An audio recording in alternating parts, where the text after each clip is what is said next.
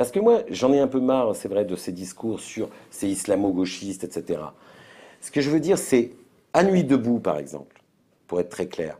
Moi, quand j'entends trop de mélenchonistes un peu masqués, parce qu'ils n'ont pas le droit de dire qu'ils le sont, mais enfin qu'ils le sont, qui ne sont pas tous les gens qui ont créé Nuit debout, mais une grande partie, et qui à longueur de soirée, il se passe beaucoup d'autres choses à Nuit debout, des comités d'action, plein de choses, moi, qui me plaisent, dans lesquelles je m'investis, mais alors, le côté où on entend, pour la 60e fois dans la même soirée, l'oligarchie qui domine le monde, moi, je dis, il y a de la merde dans vos têtes. Il y a de la merde dans vos têtes parce que le mot oligarchie employé comme ça, c'est un truc dans les années 30 qui était dans le discours de l'Action française. Donc, vous n'avez pas ce degré d'abstraction qui vous permet de pouvoir avoir une pensée critique qui commence pas à dire ad hominem, il y a des conjurations, il y a une oligarchie, il y a des gens. Ou comme. C'est-à-dire que vous ne pensez pas qu'il y a une oligarchie qui domine le monde? Ah, pas du tout, non. Alors, Moi, je pense qui domine le monde? Moi, je pense qui domine le monde? Je pense que, alors là, aujourd'hui, le capitalisme est un canard sans tête. Est un canard sans tête. Mais il peut quand même et dominer, qui avance, même sans tête, il peut quand même dominer le monde. Il a des logiques systémiques, et si on veut critiquer, ce qui est mon cas, puisque moi je suis de sensibilité anticapitaliste, libertaire, si on veut le critiquer, il faut avoir un autre type de discours que d'essayer toujours de mettre des nouveaux masques sur ses têtes et de dire cette tête, elle appartient à telle confrérie. C'est absurde. Donc le canard sans tête qui domine le monde, ça vous va? Non, il domine pas. Ça vous va? Non. Mais le monde, la logique sans tête de ce monde, par exemple la morbidité du capitalisme, qui en a besoin parce qu'il faut toujours qu'il détruise pour reconstruire, parce que ça fait du fric, qu'il faut qu'il s'empare du complotiste, cette pensée, cette fêlure psychique. C'est une fêlure psychique, paranoïaque. Il faut qu'il s'en empare pour faire du buzz et du débuzz, parce qu'on fait du fric dans le tenant et dans les aboutissants. C'est la logique capitalistique. La logique capitalistique est amorale. Elle déracine toutes les éthiques, toutes les morales, toutes les valeurs.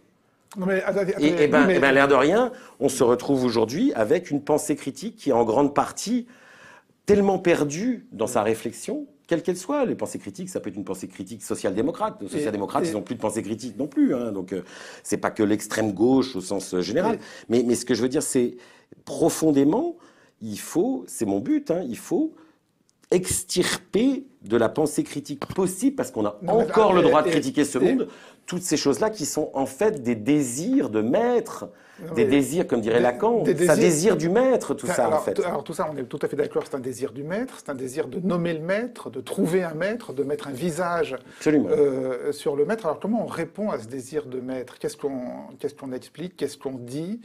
On dit il n'y a pas de maître?